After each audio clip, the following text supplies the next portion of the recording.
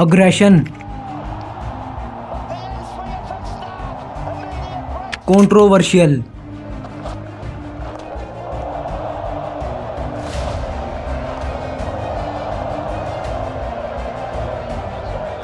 स्ट्रेसनेस, डिसहोनेस्टी। ये सब कुछ हमें सिर्फ एशीज सीरीज में देखने को मिलता है। ये सीरीज जीतने के लिए इंग्लैंड और ऑस्ट्रेलिया अपनी तरफ से पूरी कोशिश करते हैं।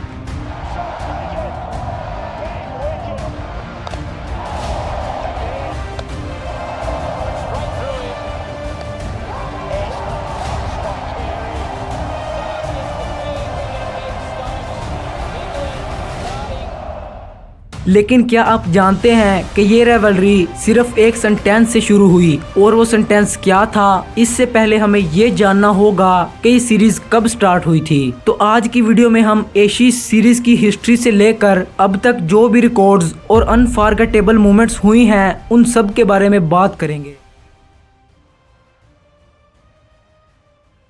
एशीज की कहानी शुरू होती है 1882 में। इस साल अगस्त में इंग्लैंड और ऑस्ट्रेलिया के दरमियान एक सिंपल मैच चल रहा होता है। ये मैच इंग्लैंड के ओवल ग्राउंड में था। इस मैच में ऑस्ट्रेलिया पहली इनिंग में सिर्फ 63 रन्स बनाती है, और जब इंग्लैंड बैटिंग पर आती है तो 101 रन्स बनाकर ऑस्ट्रेलिया को 38 रन्स की लीड देती है। फिर ऑस्ट्रेलिया ने सेकंड इनिंग में 122 रन्स बनाए। अब इंग्लैंड को ये मैच जीतने के लिए सिर्फ 85 रन्स चाहिए थे। और फिर इस कहानी में ट्विस्ट आना शुरू होता है। जब इंग्लैंड बैटिंग पर आती है तो इनकी बैटिंग कोलैप्स कर जाती है, और मैच की कंडीशन यहाँ आ पहुंची कि इंग्लैंड का स्कोर 75 पर 9 था, एंड इंग्लैंड को जीतने के लिए 10 रन्स की जरूरत थी, और ऑस्ट्रेलिया को जीत के लिए 1 विकेट की जरूरत थी। फिर बैटिंग पर आते हैं एडमंड पीट, और बॉलिंग पर थे हैरी बोयल। एडमंड पीट सिर्फ 2 रन्स बनाकर हैरी बोयल के हाथों आउट हो जाते हैं। उस वक्त ग्राउंड में बैठे क्राउड को इस बात पर यकीन नहीं आया कि इंग्लैंड होम ग्राउंड में हार गई। लेकिन जहां इंग्लैंड टीम को इस हार का दुख था, वहीं 2 सितंबर को एक मैगजीन पब्लिश होती है जिस पर लिखा था the body will be created and the ashes taken to Australia. ये सेंटेंस ऑस्ट्रेलिया ने इंग्लैंड के लिए लिखा था, और ये वही सेंटेंस है जिसकी वजह से एशेज शुरू हुई। फिर इंग्लैंड के कैप्टन आइवो ब्लिग ने ये वादा किया कि वो 1883 में जब ऑस्ट्रेलिया का टूर करेंगे वो ये सीरीज जरूर जीतेंगे। फिर 1883 में बिल्कुल ऐसा ही होता है। इस सीरीज को इंग्लैंड ने 2-1 से जीतकर अपना बदला पूरा कर लिया, जिसके बाद इस राइवलरी को कंटिन्यू करने के लिए एक सीरीज रखी जाती है 5 टेस्ट मैचेस पर, जो कि हर 2 साल बाद खेली जाएगी, और उस सीरीज का नाम था दी एशीज। ये सीरीज पहली बार 1894 में खेली गई, जिसको इंग्लैंड ने 3/2 से जीता, और 1996 में भी इंग्लैंड 2-1 से जीती। लेकिन फिर 1998 में ऑस्ट्रेलिया ने पहली बार 4-1 से एशीज सीरीज अपने नाम की। फिर ये राइवलरी ऐसे ही कंटिन्यू रही। अब बात करते हैं 2005 की एशीज सीरीज की। इस सीरीज की बात मैं इसलिए कर रहा हूँ क्योंकि ये सीरीज पहले वाली सीरीज से कुछ अलग थी। ये एशीज सीरीज इंग्लैंड में थी और इंग्लैंड ने इसको विन किया।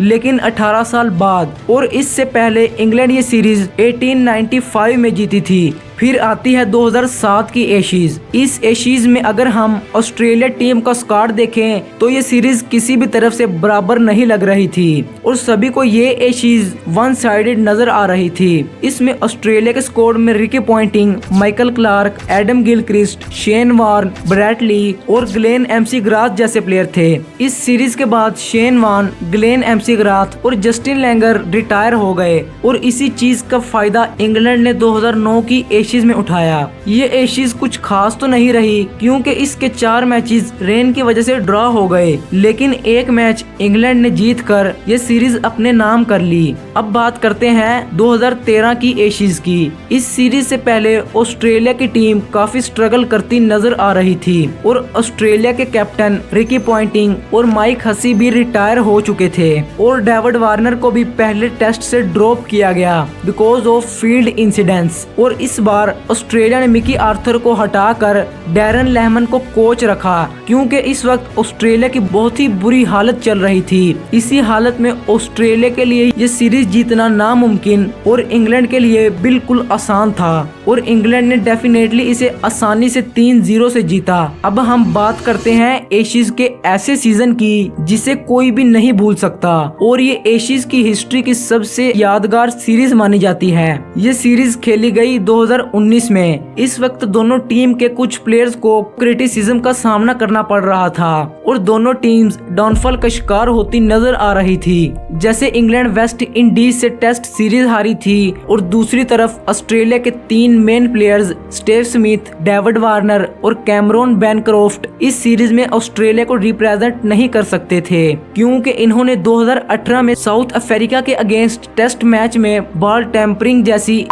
हरकत की थी, जिसकी वजह से इन्हें 9 से 12 महीने क्रिकेट से बैन कर दिया गया। और इससे पहले इंडिया ने पहली बार ऑस्ट्रेलिया को उन्हीं के होम ग्राउंड में कोई टेस्ट सीरीज हराई थी। फिर दोनों टीम्स के दरमियान एशिज शुरू होती है। पहला मैच ऑस्ट्रेलिया इजीली जीत जाता है और सेकंड मैच ड्रॉ हो जाता है, लेकिन थर्ड टेस्ट एशिज हिस्ट्री का सबसे यादगार मैच माना जाता है। इस मैच में एक कंडीशन ऐसी आती है कि इंग्लैंड बैटिंग पर थी और स्कोर था 286 पर 9 और इंग्लैंड के पास सिर्फ 1 विकेट बची थी। ये मैच कम्प्लीटली ऑस्ट्रेलिया के फेवर में जा चुका था, लेकिन फिर बेन स्टोक ने 135 रन की इनिंग खेली और इंग्लैंड को वन हैंडेड मैच जिता कर दिया।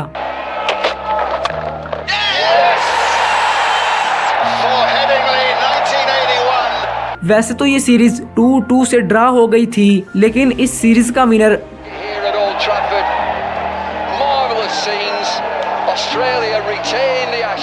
क्योंकि इससे पहले 2017 की एशिज भी ऑस्ट्रेलिया ने जीती थी। इसमें ऐसे ही होता है कि अगर सीरीज इक्वल हो जाए तो ट्रॉफी उस टीम को मिलती है जो टीम प्रीवियस ईयर में एशिज जीती हो। फिर 2023 की सीरीज में भी सेम ऐसा ही हुआ और ऑस्ट्रेलिया फिर जीत गई। अब हम बात करते हैं ऑस्ट्रेलिया और इंग्लैंड के दरमियान खेली गई ओवरऑल सीरीज के बारे में। तो इनके दरमियान अब तक 73 सीरीज खेली जा चुकी हैं, जिसमें से 34 ऑस्ट्रेलिया ने विन की हैं और 32 इंग्लैंड ने, और 7 सीरीज ड्रॉ में शामिल हैं। आपको क्या लगता है कि 2024 में होने वाली एशिज कौन सी टीम जीतेगी? कमेंट्स में जरूर बताना।